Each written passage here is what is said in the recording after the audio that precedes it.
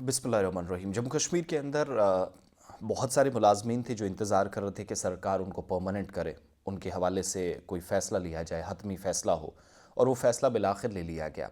और जिन लोगों ने अपने प्रोबेशन का जो पीरियड है वो मुकम्मल किया, पीएम पैकेज के तहत लगने वाले जो एम्प्लॉयज़ हैं वादी कश्मीर की मुख्तलिफ़ जगहों पर काम कर रहे थे, उन तमाम माइग्रेंट एम्प्लॉयज़ को जम्मू कश्मीर सरकार ने राहत दी है, और उनके लिए मेरे हिसाब से बहुत बड़ा रिलीफ है, क्योंकि इनको नीम मुस्तकिल समझा जाता था, जिसको कासी परमानेंट आप कहते थे।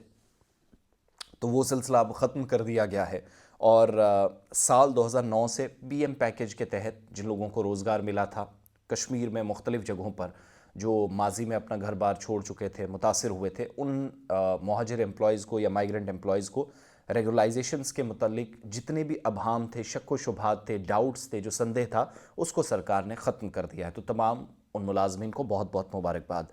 फाइनेंस डिपार्टमेंट की तरफ से जारी सर्कुलर के मुताबिक Jammu Kashmir employees special drive rule, भर्ती रूल 2009, जिसकी जो मुद्दत है कामयाबी के साथ मुकम्मल होने के बाद ये कंफर्म हो चुके हैं कि नीम मुस्तकिल या कासी परमानेंट करार देने की उन्हें कोई ज़रूरत नहीं है। एक बात।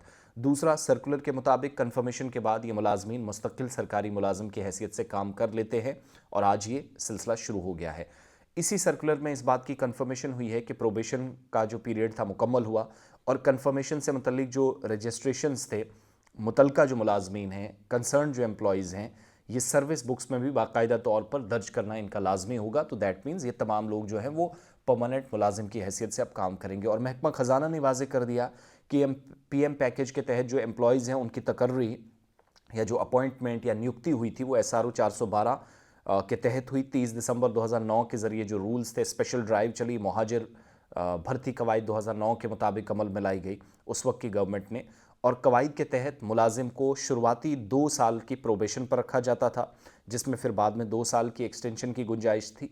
और प्रोबेशन की मुद्दत मुकम्मल होने के बाद मुलाजिम की जो परफॉर्मेंस है, मेरिट है, कश्मीर में मुसलसल और बिला तातुल क़याम या वहाँ पर ठहर कर काम करना, इस बुनियाद पर कंफर्मेशन दी जाती है। तो यहाँ पर सारे एम्प्लॉयज़ को दी गई।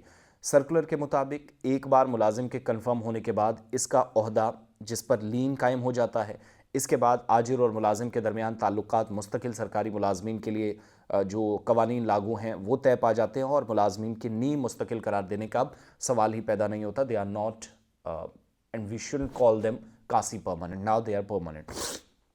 और महकमा ख़जाना के इस फैसले से पीएम पैकेज मुलाजमीन को बड़ा रिलीफ मिला है, ख़ासतौर से मटन, वेसू, अनंतनाग, श्रीनगर, बडगाम, बारामूला, बांडीपुरा और कुपवाड़ा से ताल्लुक़ रखने वाली जो मुलाजिम तंजीमें हैं उनने सर्कुलर का खैर मकदम किया है, और इस वजाहत से तमाम शक व शुबहात दूर हो गए हैं, और आइंदा इस मामले में किसी किस्म की उलझन पैदा नहीं होगी। सारे के सारे पीएम पैकेज के तहत ये जो एम्प्लॉयज़ हैं उनको परमानेंट तस्वुर किया गया है, और अब रिकॉर्ड की जो बाकी चीज़ें बची हैं वो भी ठीक की जाएंगी। तो सब लोगों को बहुत बहुत मुबारकबाद। अब मैं दुआ कर रहा हूँ कि इसी साल परमानेंट एम्प्लॉयज़ के लिए भी अगले कुछ दिनों में बजट आने वाला है, और उसके साथ साथ कोई ख़ास अनाउंसमेंट जम्मू कश्मीर सरकार उन एम्प्लॉयज़ के लिए भी करे।